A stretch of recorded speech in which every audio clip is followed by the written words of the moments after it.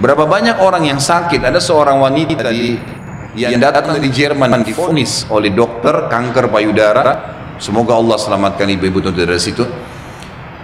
Itu divonis oleh dokter, ini sudah nggak bisa, sudah sangat ganas, dan ini menurut medis kalau tidak salah itu kisahnya tinggal 2 minggu umurnya. Maka dia bilang sama suaminya, muslimah kebetulan dan muslim suaminya, tapi tinggal di Jerman. Dia bilang, saya ingin menghabiskan umur saya di Mekah aja. Ini sudah jelas dokter vonis 2 minggu, saya mau pergi ke sana.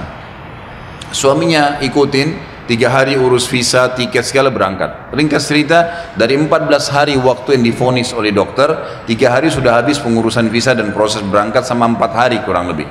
Jadi sekarang tinggal 10 hari. Mulai dia masuk Masjid Haram setelah umrah, perempuan ini sudah nggak ada keinginan makan, dia duduk nangis saja depan haram. Dia nangisnya sebenarnya itu bukan minta disembuhin, dia percaya sama dokter. Dia cuma nangis dosanya yang pernah dia lakukan, dia menyesal kurangnya ibadahnya. Setelah 4 hari berjalan dari 10 hari sisa, dan ini dia akan tinggalkan Mekah hari ke 6 hari dari setelah dia, tinggal 2 hari lagi. Dia pun didatangi oleh salah satu marbot masjid, wanita muslimah pakai cadar. Di Masjid Haram memang ada petugas-petugas wanita ngatur shaf pakai cadar, dekatin dia, tanya dalam bahasa Inggris, kamu siapa, cerita, kenalan lah. Kemudian diceritakanlah kisah dia. Si muslimah marbot masjid ini yang umurnya masih sangat muda tersenyum lalu berkata, wahai saudariku, kenapa kau begitu yakin dengan vonis dokter? Bukankah ada orang yang sehat juga mati? Bukankah juga ada orang yang sakit mati? Kalau ajal sudah datang, Allah SWT panggil pasti mati. Kamu ikhtiar apapun tetap sama. Tapi dalam agama kita dianjurkan ikhtiar. Coba di sini di Masjid Haram, selain doa yang kamu lakukan, kamu bisa minta disembuhkan. Ada air Zam-Zam yang dijanjikan oleh Nabi SAW, sebagaimana sabdanya, Zam-Zam liman syuribalah. Zam-Zam sesuai dengan niat orang yang meminumnya. Kenapa kau tidak coba minum Zam-Zam itu, berdoa sama Allah?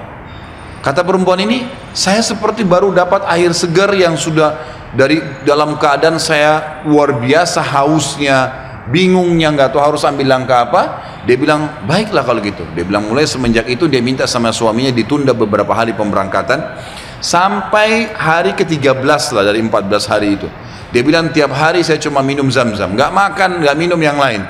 Tiap hari sambil berdoa kepada Allah Subhanahu Wa Taala. Pasrah udah, apa yang terjadi sudah berdoa sama Allah.